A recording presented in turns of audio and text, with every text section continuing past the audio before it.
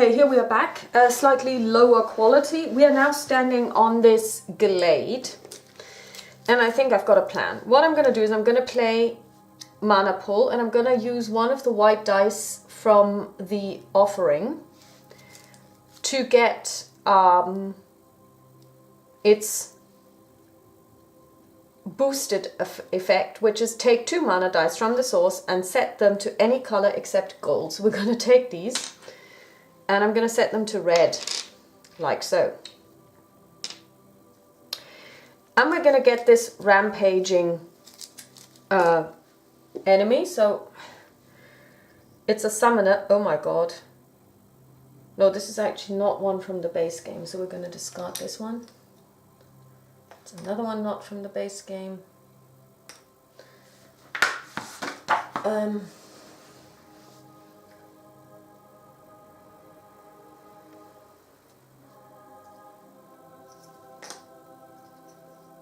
Here we are, Medusa.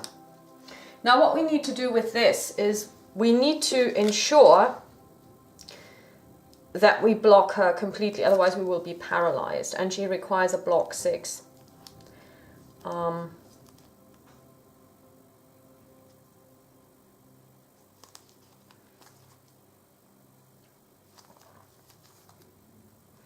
I think we can do this. So we are going to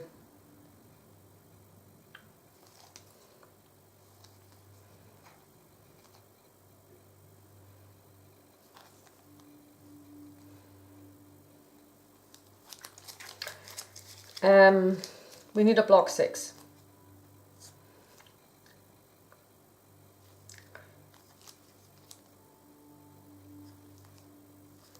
And we can do this by powering improvisation with a red mana die to give us block 5, discarding 1 card. We're going to discard March. And then we're going to use battle versatility, which allows us block 2, which is block 7 in total, which blocks the Medusa for 6. And then we're going to play counterattack 4, get an additional, powering it with a red die, get an additional attack 3 for each enemy blocked this turn. We blocked 1 enemy, that's her, so she goes away. Actually, we don't get any fame for it, he summoned her basically.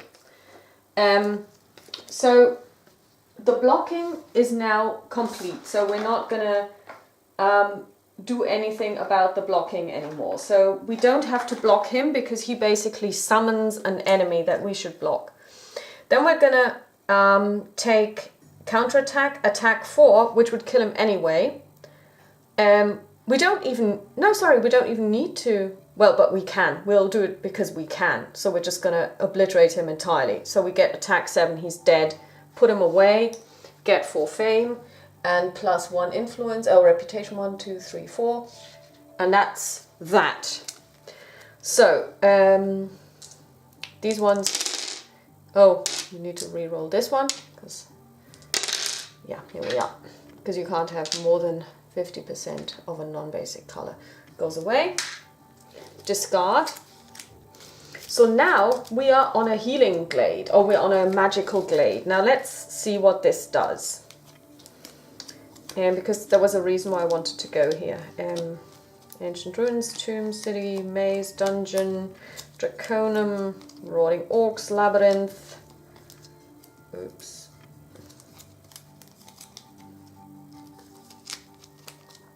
Conquest scenarios. Magical glade. Healing essence. If you end your turn, on a magical glade, you can throw away any wound card from your hand or discard pile. Woohoo! Let's see if we've got any in our discard pile, but I don't think we have more than 1 wound at this stage anyway, so we're gonna throw this one away. And throw away in this case means remove from the game. And then we're going to draw up to 2, because we only have 2 cards left, and that's pure magic and move 2.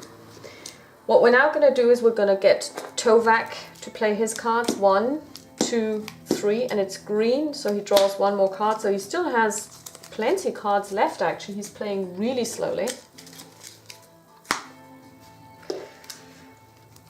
So let's see. We could have move 4.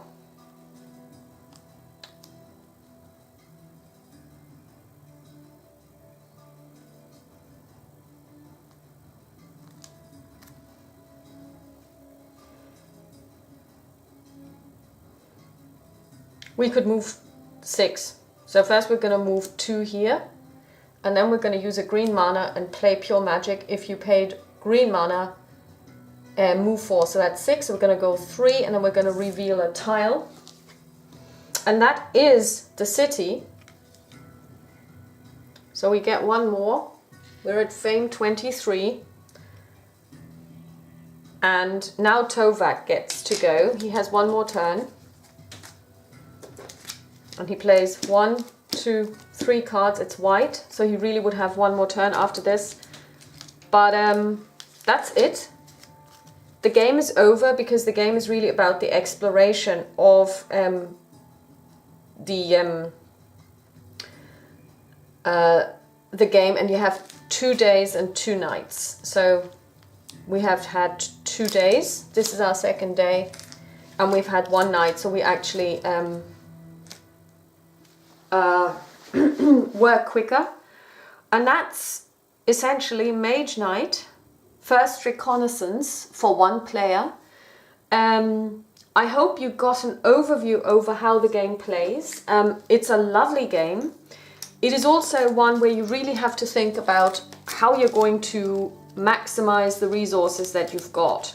Now, what you will have noticed is that there is no real deck building because you don't get a chance to build your deck. You have to basically make do with what's in the offering. And your basic set is always the same. You can't change that. And the amount of cards that you will be able to recruit may be quite limited because you don't really have that much time either. So basically it would have been nice to go to the monastery up here and then maybe get a spell. Get an additional advanced action through training, but you know, you only have so much time. And for me, I think what I would do is in future games, I would probably play exploration type games to see more of the world and to see more of the card offering as well, and to become more powerful because I'm only level 4. And getting to this orc, you know, when the idea is to get just as many tiles revealed as possible in the amount of time you will not actually spend that much time conquering because you really want to move. I saw Solo McLaughlin do a playthrough of the Mines Liberation, which she turned into a solo game. And I'm actually going to try that one out, and I think I would give myself 3 days and 3 nights to liberate 6 mines.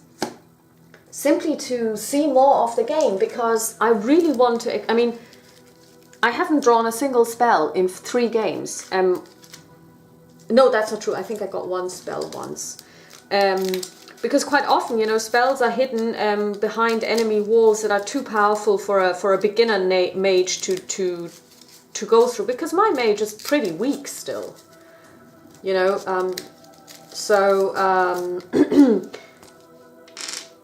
There is so much in this game that I want to see. You know, we have three rampaging enemies which we didn't attack. We've got 1 ruin which we didn't attack.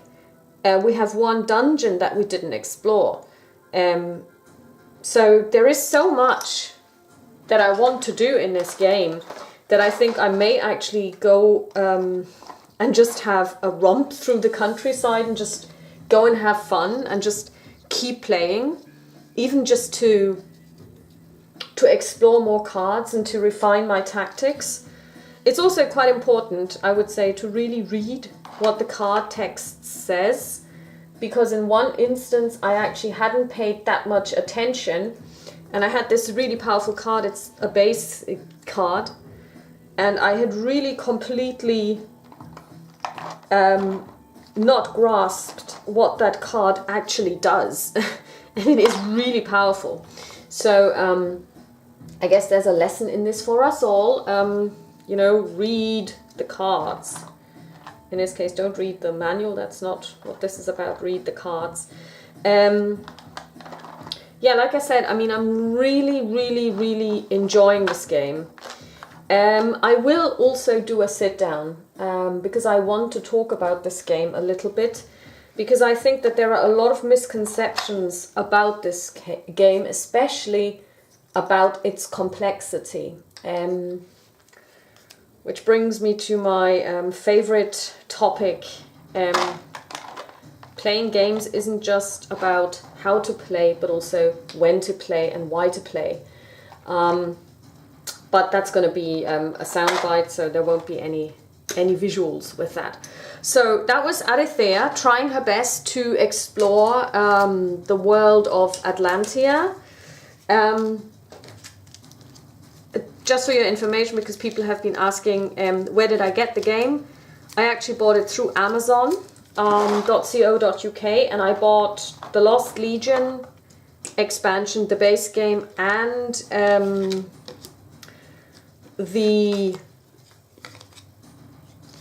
Tesla expansion for 116 euros altogether, which is not very expensive considering what you get from the game. I mean, it is a huge game. It was, physically speaking, a lot lighter than I had expected it, but then of course it doesn't have any minis, which would increase its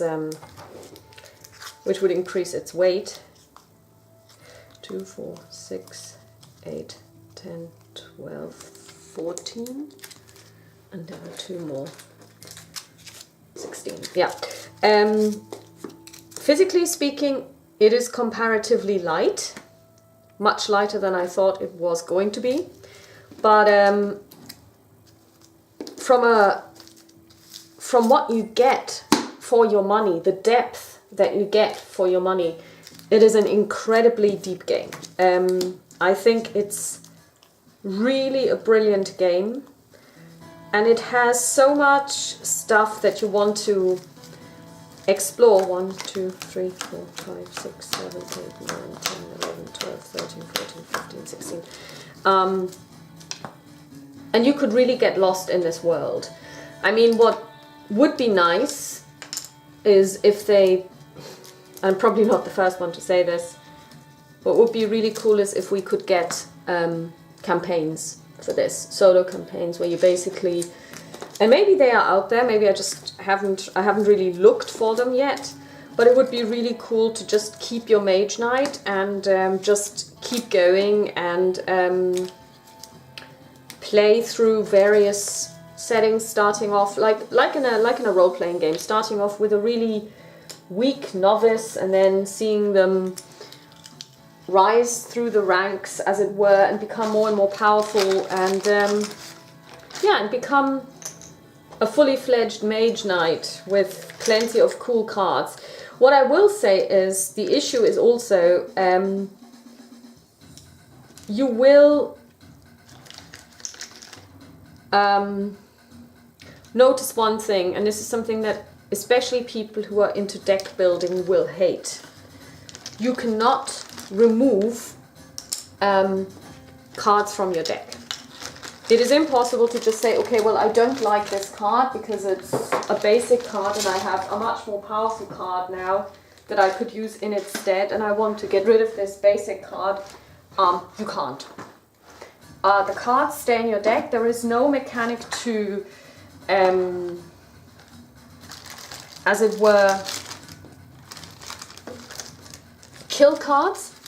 So if you add more cards, your deck will just get bigger. You will not get, won't be able to get rid of the basic cards. So if this is something that annoys you, and I know a lot of people are annoyed by these things, it is not a deck building game, a traditional deck building game. It has deck building elements. It's also not a deck construction game. So if deck construction is what you really enjoy, like you would do it in The Lord of the Rings, again, this is not your game, because you won't be constructing a deck. You don't get all of these great advanced action cards and you can just basically make your own. This is not how this game works. So again, caveat emptor, I would say it's a great game, but I could also see why it's certainly not for everybody. and why certain people will go, no, I don't really like this game, for those reasons. So I suppose what would also be interesting, and I think I might actually do this, is take the same scenario, but use a different mage knight, maybe Tovak, and see how he plays through it. That's something that I might actually do as well, because I do want to experience this game in all its facets. And I think having one mage knight that you know well is one way of doing it, but it would also be interesting to see if it feels different, because I think it will feel different if you have different mage knights. I mean, she's really good at mana drawing and mana pulling, and this of course allows her to do quite a lot of interesting things. I mean, just now in the last turn, I just took mana. You know, I just used one white mana to power her mana pull, which allowed me to draw an additional 2 dice. And it doesn't say that you can't do this. It doesn't say that I mean, it may be kind of gaming the game, but it doesn't say that you can't do this. It just says power this with white, and then you get to draw 2. And it is a really, really powerful ability, because it lets her take 3 dice from the source, which is huge, if there are 3 dice in there. And she can essentially do with them what she wants, as long as one of them is white, because that's what she needs to power her basic ability to play this. I'm pretty sure that this is a legal move, because it doesn't really say it's not, but it is extremely powerful. So, and for example, we haven't even achieved a single artifact. So again, we could have assaulted one of those ruins, and I might actually make a scenario where I say you have to uncover and free 6 ruins. That would also be a nice one, and you have 3 days and 3 nights for this. So I think you can also build your own scenarios quite easily, you know. So like I said, this is definitely a very, very interesting game with lots of potential. And when I say, I mean, sometimes when people say a game has potential, it's always like, yeah, but it never realized it. But I think this game has a lot of potential in terms of it allows each player, especially when you play solo like I do, to come up with your own way of playing it, your own scenarios, and just have a blast with it. And like I said, I mean, I only took 8 of the non-core tiles, and there are 11, and I've got the expansion as well. So even just playing the first Reconaissance, you could make changes to it by simply using different tiles. And I may actually play Tovak through it to see, does it feel very different. Okay guys, that's it. That's Mage Knight by Vlada Schwartil. It came out in 2011, I found out the other day, because I really hadn't paid too much attention to this game. So it's been out for 7 years now. And sometimes when you look at, especially games that came out almost a decade ago, the question is, have they aged well? I would say Mage Knight is probably a game that hasn't aged at all. I wouldn't have been able to say that this is a game that's 7 years old.